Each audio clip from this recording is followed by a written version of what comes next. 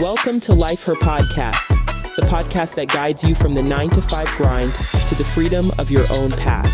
Discover how to conquer life's challenges while pursuing your passions with unwavering faith. Because being an entrepreneur is not easy. So let's get to it. Hey everyone, I'm Yvette Lloyd, host of Life Her Podcast. Today we are diving into a topic incredibly important, the urgent need for more children group homes. Right now there are between 15,000 to 17,000 children in Ohio's foster care system, but only 500 to 600 group homes available to provide them with stability and care they need. This massive gap leaves so many children without nurturing places they call home. Joining me today is two of the one men. So only one of them is here with me, but he's working on that change. And Lidairious is a founder of Group Home Masterminds as well as Jamone M. So there is an initiative of dedicated to inspiring group homes owners navigating through the process of opening and operating successful group homes, ensuring that more children have access to safe, supportive environments. We're going to talk about their personal journey and even their group home industry and urgent need for more homes to take you step by step processing of opening one and how they built a strong business partnership in this business. I am amazing with so many things that they have going on. So, hey guys, how are you? I'm well. How's your day going? Everything is going good. You good? Yeah, we great. So Jamal couldn't be here right now, unfortunately. Being in this industry, sometimes you gotta put out fires. So that's currently what he is doing. Not a literal fire, but he's dealing with a situation right now with the group home. So that took his full attention, unfortunately, at the very last minute. Yeah, it be like that, don't it? Man, I when you least expect, oh, Yes, here comes sure. something. So, can you share what inspired you to start a group home masterminds and also your journey into this field? I will let us to start it as we see the need, we see the gap. First of all, I really didn't know too much about group homes until he, I guess, led me down this path. And he was led down this path by his wife and mother in law. And it just, for us, one, helped us to see that this, I guess, niche or whatnot in business is truly held up by Black women. Black women are at the forefront of our social companies. You got to have empathy in fields like this, dealing with people, dealing with children, dealing with different mental disabilities, all those things. And so you don't really see a lot of men get involved. So one, we were driven by that, and then two, we also driven by the fact that we hopped in creating our own. And once we started learning about all the things that you have to do in order to keep the business flowing, it became one of our passions. We already had a desire to help young men and women, but it just elevated that, being able to work with them on a day-to-day basis. You go to sleep knowing that you got paid to do something good today. Mm, yeah, that's true. So, what are the challenges did you personally face when trying to open up a children's group home, and how did those experiences shape you in your mission? For me, my biggest challenge was not knowing a single thing.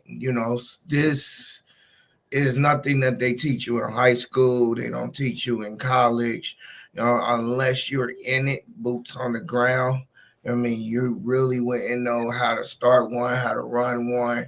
And the individuals that do have one and are doing well in this career field don't really like sharing the information. They're gatekeepers. So one of the biggest challenges was just learning everything and, bumping our heads, making the mistakes and picking up from that and growing. So, Wow. That is amazing. So from you starting this group home and doing things, now, what were you doing before then? How did you two actually meet? I, the world of finance, real estate, honestly. So I'm big on real estate, a degree in finance accounting and in commercial real estate. So I've done a lot in those areas. And I guess back when things were starting to break in America per se, I mean, there weren't many jobs to find out here during the recession and everything. And so one of my biggest prayers was, Lord, I want to be an entrepreneur. I want to be an entrepreneur. I would pray that all the time. And I didn't know that, I would asking for that, but didn't do anything about it. You know what I mean? And he like, you want it, but you ain't opening up your hands and letting go of the things that you got in order to receive it. So here, since you want it so bad, he pushed me off the porch rather than jumping off. You know what I mean? I got laid off from my position, couldn't find jobs for months. And it's like, hold on, why are you going back and trying to look for a job when you said you wanted to own your own business? So I start, you know what? I ain't looking for a job no more. I'm gonna take this real estate thing serious. And I started learning about wholesaling. I started learning about fix and flipping. I got my realtor's license, start selling property and helping other individuals purchase their home. And then got to the point where I learned enough where I was doing deals with other individuals and doing fix and flips, and that's how I met him, being out here networking. We talked about a deal together, end up doing that deal, and then a couple more. I mean, and our friendship just grew around that. Like, here we are, two young black men in this organization where there ain't really a lot of us here either. So we kind of like banded together, you know what I mean? And knowing that we come from similar space. So that helped us, and we just grew our friendship along with our business. And I think it was around the COVID period that he was like, my wife wants to get into group homes and they need somebody with a degree. And I'm the only person in the room right now. So I'm going to be their director and start running it. And I'm like, well, tell me more about it. I mean, and I went up to his home after he got it off the ground and everything, grand opening and whatnot. I mean, saw the place, saw how well they were doing, and I'm like, I want to get into something like this too. So I pretty much followed his blueprint into learning how to handle the policies and procedures and do things. And I used that whole space during the COVID period where we couldn't do anything to just educate myself and to build my own. So that's how I grew into it. Wow, that is amazing. Especially just working together because you really don't hear that too much often. A lot of people gatekeep and they have trust issues. It's just so much that come with it when you have partnership or you trying to grow a business and venture off and go on your own or even stay together and come together. How do you guys stay connected and continue to working together as partners in this business? I guess it's just that similar belief. The only way you're gonna be blessed is to be a blessing. So, I mean, you can't expect to grow. I mean, you can grow, make millions of dollars.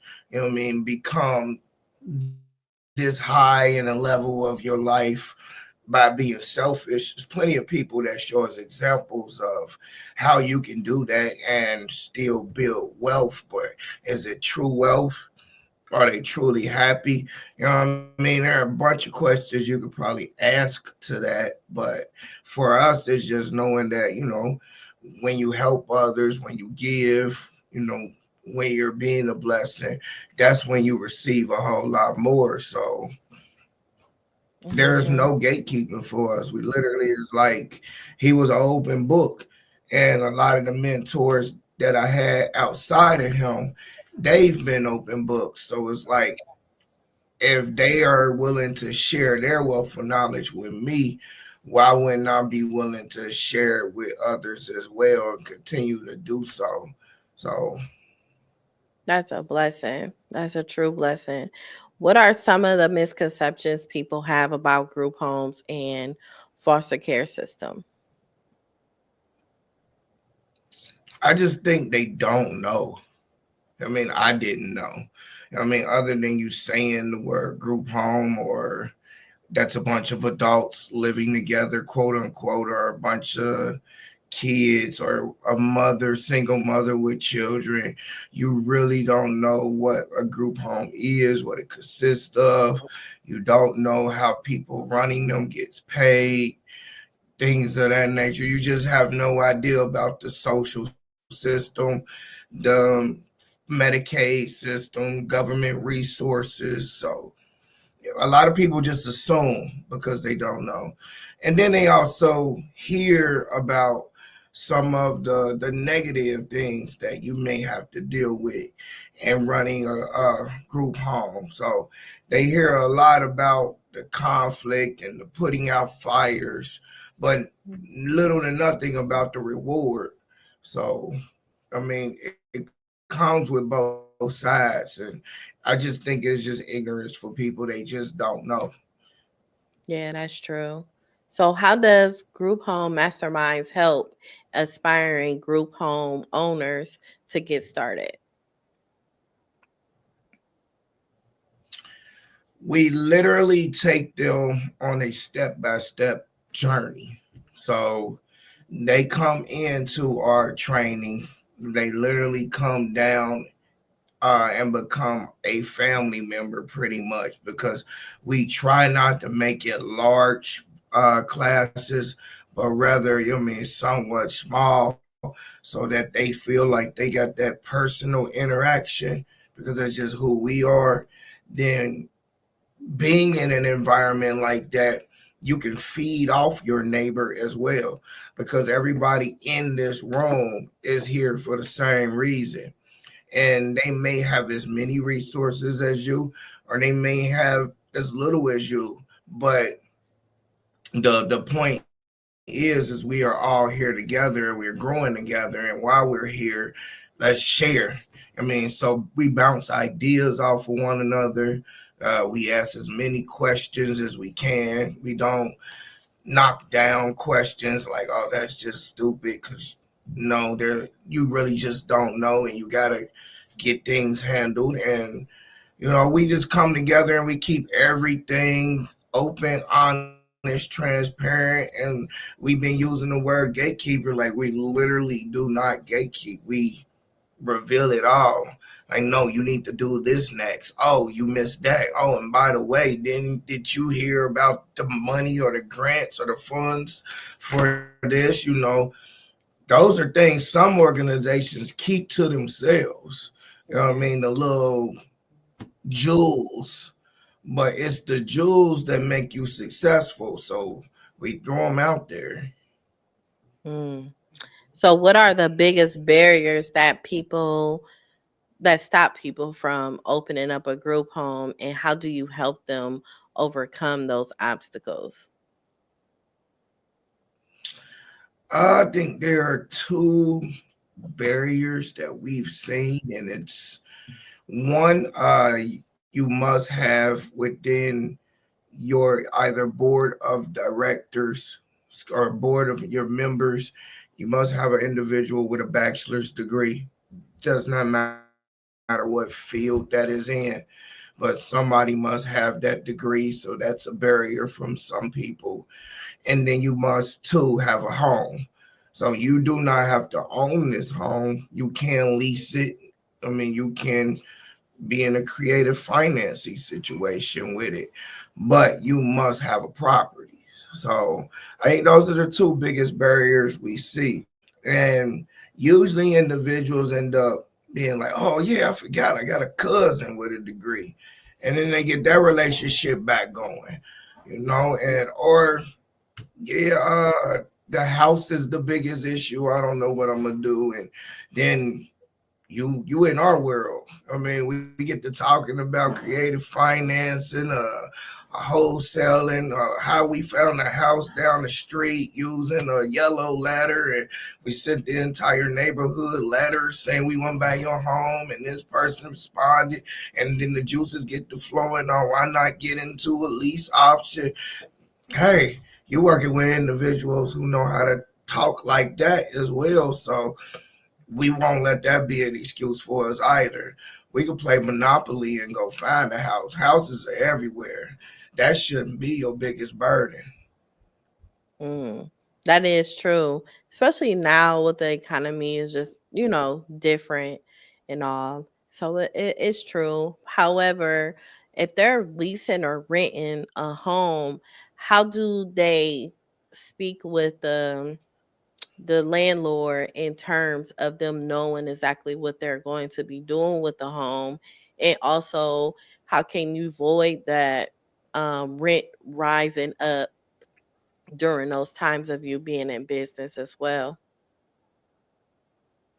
One, you want to come out the gate being, say, 98% transparent, because you do not want to, per se, show your landlord what you can truly do number wise. That's none of his business. That's your business.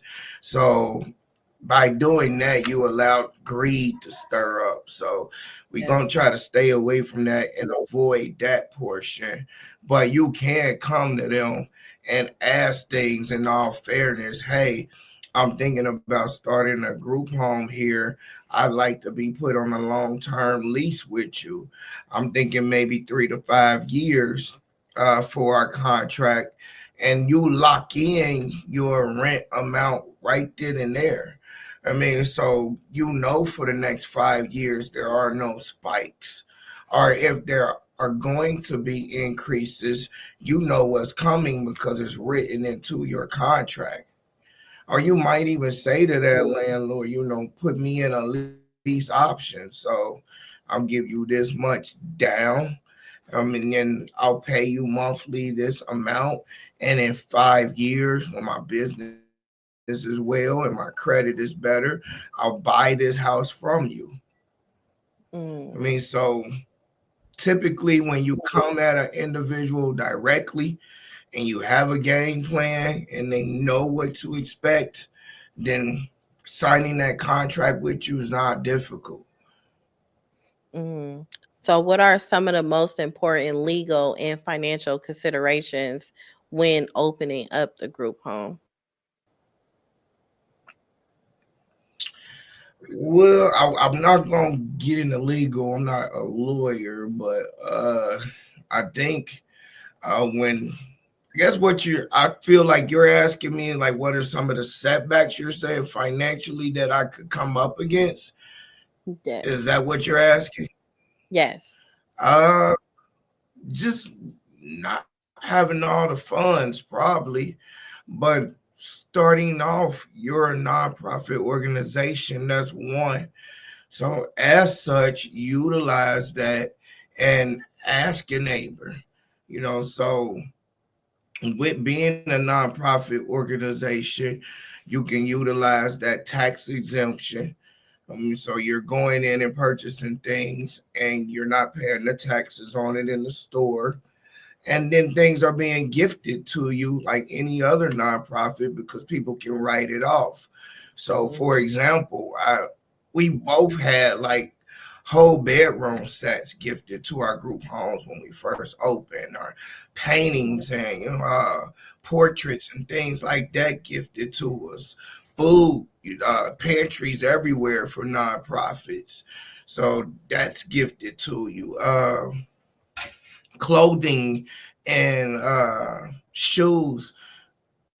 There are all kind of drives out here for children every day, all time, especially back to school. So those things are easy to purchase or get, and that's gifted to you. So it's kind of up to you to set yourself back if that's what you're going to do.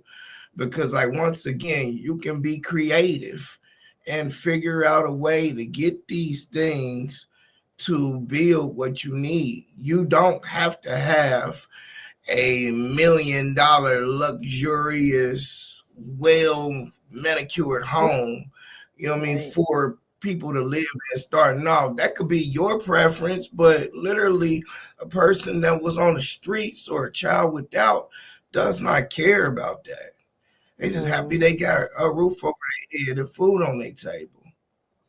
Wow. So, can you share a success story of someone who went through your program and successfully opened up a group home? Yeah, we have a few of them.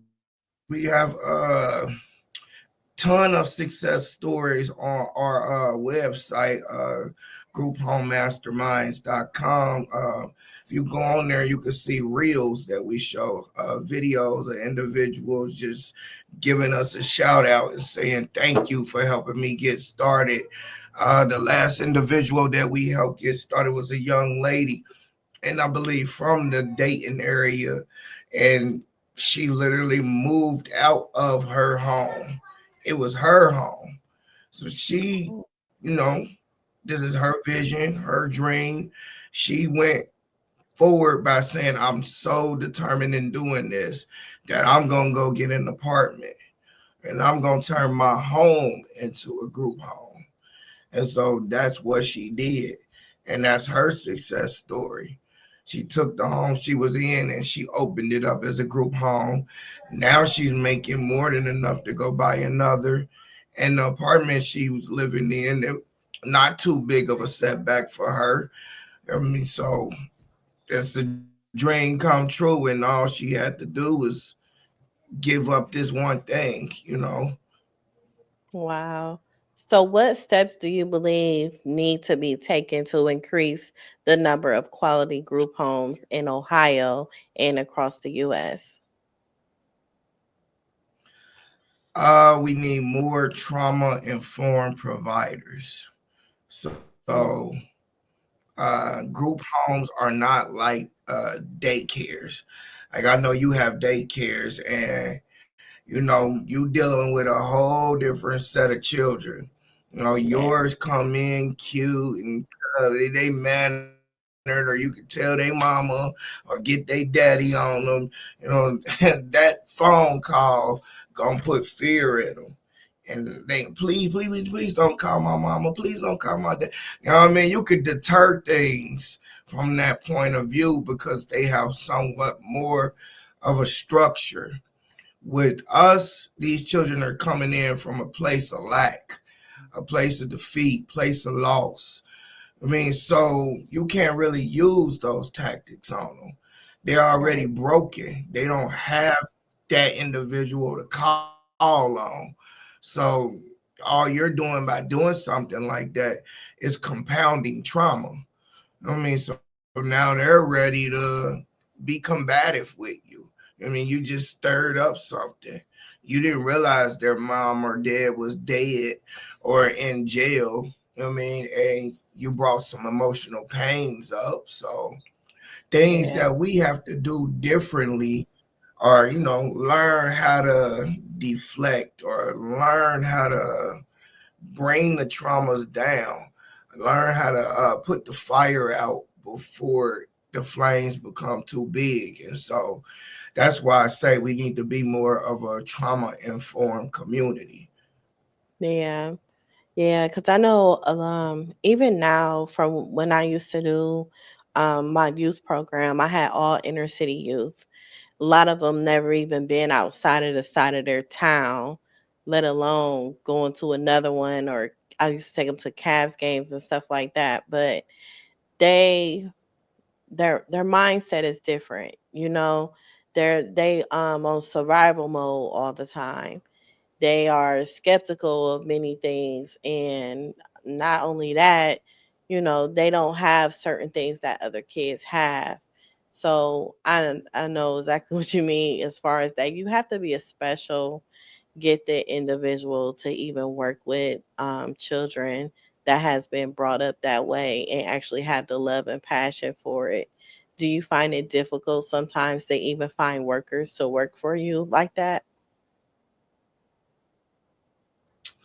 That can be difficult sometimes because one of the things I said you have to do is be trauma informed. And so dealing with state policies, you have to have like a minimum of 52 hours a year in trainings. And that's like beyond the CPR first aid.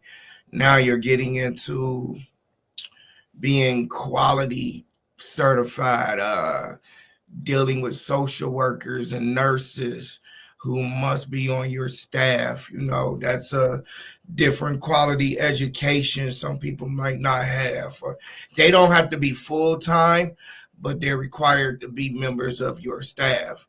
Then, you know, Mm. trickling down, you need a house manager who's somewhat more trained than your STNA or your CNA or your direct support.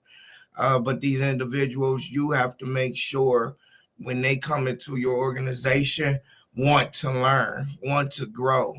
I mean, because you're going to be constantly teaching them in order to help these children. We are able to provide restraint in our group homes, not with like harnesses or anything, but you know, uh, they're like CPI holds, Mm-hmm. things of that nature that you can do, you know what I mean, when carrying people or getting them about a situations that are harmful to others or yourself. I mean, so you got to learn how to do those things. You got to learn how to work with a teammate in order to do those things. You can't come in and have the mentality like, I don't want to learn, I don't want to grow, I'm just here for a check. Because the kids Yeah. gonna feel it. They gonna know that you that one staff member that don't care. I mean, and you the one they gonna turn up on the most. I mean, Yep. so they gonna feel you out. I mean, and before I can run you out of there or my supervisor can run you out of there, they will. Mm-hmm. Ain't that the truth? What does the shortage of group homes mean for children who don't get placed, and what kind of impact does this have on their future? I literally picked up my first child from the county office, and the Mm. caseworker could not go home to her family because she couldn't find a resident for that boy. And so she spent the past week and a half sleeping on her couch watching him. So, Wow. I mean, that's one of the issues you're dealing with when you're dealing with these thousands of kids with no place to go.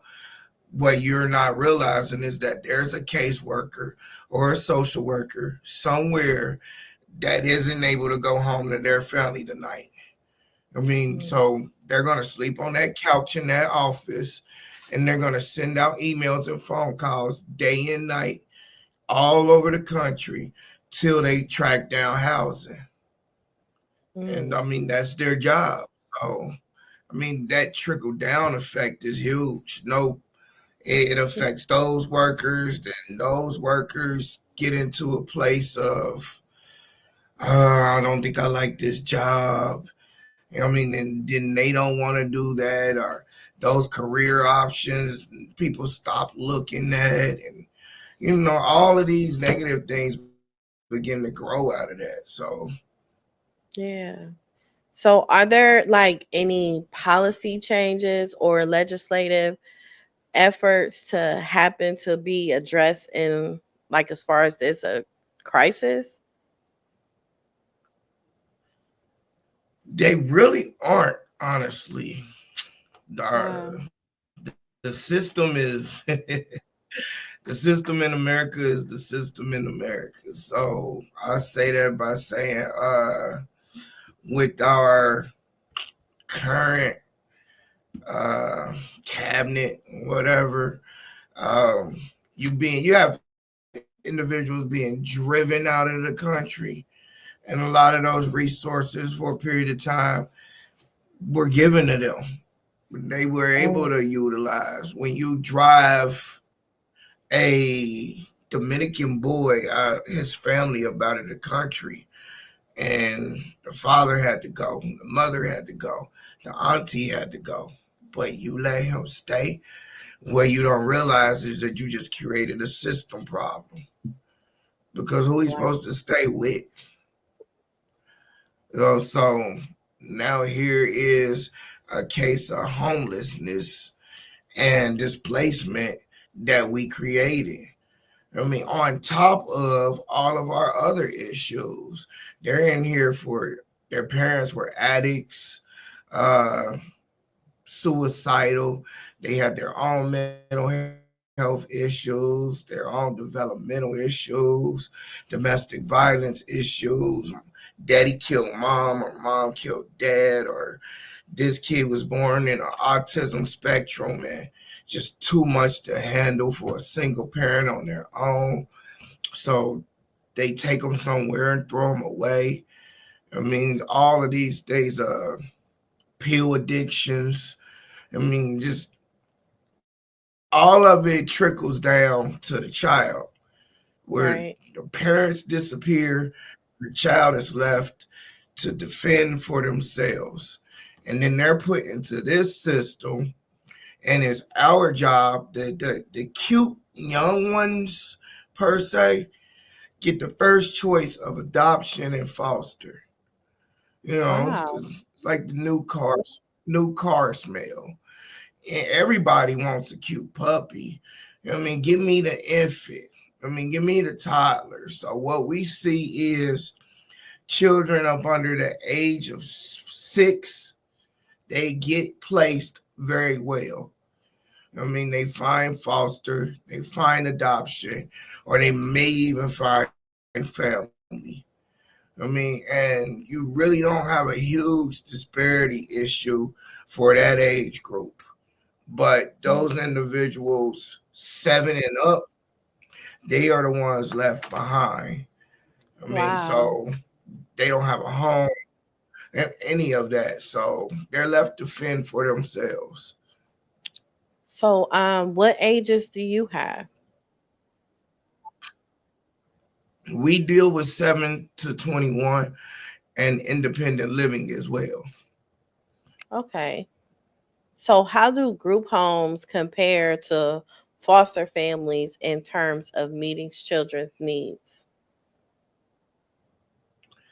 Well, a foster parent is going to get paid a stipend, and all the children, usually 6 and below, they might request a different age group for themselves, but usually 6 and below, they get a certain stipend for monthly. They get food stamps for. They get all the Medicaid provided for, and they get some resources from the government to help take care of that child. And Hmm. so they can continue in a foster capacity until they decide to adopt or never adopt. And in that situation, they have custody.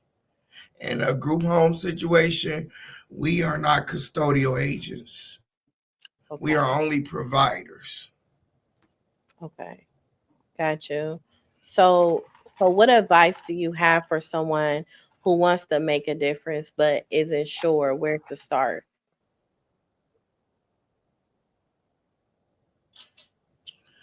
I would say reach out to us. Reach Mm. out to us. GHMM1, the number one.com. Reach out to us. We're here to help. We're not going to gatekeep. We're going to show you the way. Our policies and procedures are national policies and procedures, which means they can be used in your state, not just in the state of Ohio. Um, and follow us as we show this lane. We're opening up doors. We're in various cities. We're working with different agencies and having those big meetings about how to change some things, because not only are we teaching, we are also advocating for different changes. The things that we are seeing are only continuing to grow and get larger and larger as the opioid and fentanyl epidemic grows. So Mhm. grows the neglect and child placement. As the domestic violence and the divorce rate grows, so Mhm. grows the placement. So all of these things trickle into your social services field. And so, yes, you do have to have empathy. Yes, you do need to be able to work well with others and play well with others. But this career field lane is widely available for individuals. It's not the sexy business, but a Mhm. lot of money can be made in it from helping other individuals. Okay. So, what are some long term goals for group home masterminds, and how do you envision expanding your impact nationwide?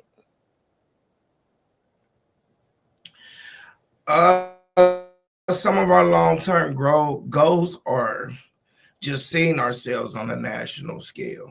I mean, and seeing us, when you see me on a TED talk and giving this to the masses, then I'm gonna feel like, yeah, I actually doing something big and I made it. You know what I mean? Pull on my britches, like, you know what I mean. So that's the overall goal for me. Like, just being on a huge platform and sharing this with millions of individuals. I mean, that way everybody can hear it and no one can neglect it. So, because these individuals that's going to be taking care of us, Yeah, and what we leaving them, like, man, that like is for so real. true. Yes. And people don't realize I got, that, they don't. And they need to start seeing these youth as something more than just being troubled. If they ain't troubled, ask them what's wrong with them. Ask them questions, build a relationship with them, get them to trust you and actually be genuine about it. Cause a lot of people I feel like sometimes they really just selfish in it, and when it comes to youth, and right. they need to really seriously dive deep into them and understand them and their relationships, because everyone's upbringing isn't the same and everybody's mindset isn't the same. You just have to meet them where they at so you can actually build a relationship with them and be able to guide them on where they need to go, because our youth is our future, and who gonna take care of us? Man, it's gonna be a jacked up country. I mean, at the rate we going, what they gonna Yes. do to twerkers in the health, like TikTokers I don't know. It's just like where we lead them to, where the mentorships at, Yeah. where the active men, not just the women. It's not just up to our black women, but I mean, where are black men at? Where what we doing out here, fellas? I mean, coaches is something. All of that wisdom and education and know-how can be passed down to somebody. Not everybody's just troubled and lost for no reason. Like, you know what I mean? Yeah. So I mean, I want people to look at that bigger picture too. Like, your neighborhood, because you ain't stepped up. Yeah. And you know what's so crazy? I was telling one of my friends, when I was growing up, we seen like examples of doctors and lawyers and police officers, firefighters, nurses, teachers. Now it's like you see more of sports and influencers and rappers and singers and actress. It's like we need more people in the field, the people that really that can help us and get us healthy and get us going, keeping our everything together, and we need to show more influence in that in these platforms so that we can get it out there more and push it more, because a lot of kids aren't going to school for those things that are important that we will need in our future as well. Even sitting in Congress seats, and even having dreams of being a presidential elective or something like that. All right. Anything is possible, but it's just they're not thinking about becoming that anymore because we don't show that. So more or less having YouTube pages with millions of followers and getting 50K or more a month is more of something they rather do instead of actually getting in the field. Right. None of those things are being shown, like you said. So, I mean, they're not looked upon as sexy. The welder job is not. The mechanic job is not. The engineering job is not. The contractor job is not. But at the same time, you still can make a six-figure salary, but nobody's telling it. That Yeah. plumber with his own business probably make as much as that doctor, but nobody's showing that. So those things are being lost. Those traits and those skills are being lost. And then what we gonna do? You can't Yeah. even get in there and fix nothing anymore. So you Yeah. gotta hire out for everything or I buy it know. new again, but it broke. I don't know how to fix it, so I'm gonna just go get another one. Like, come Yeah. on, They man. barely want to cut the grass. Man, see, I used Yeah. to carry that lawnmower and go house to house and beg my neighbors, like, or carry that shovel and be like, "Can I shovel your snow?" But that's all lost to these tablets. Like, so you just got a bunch of stuff that's broken. And I'm just saying, as the adult, we could be out here, at least for our part, fixing some stuff. I mean, we don't have to leave it that way. And you can, like I said, go to bed knowing that, hey, today I got paid for doing something good. Mhm. Yep. So how can people get involved in supporting your mission whether or not they want to open up a group home? They could go to our website as well. They could sponsor a group home for opening.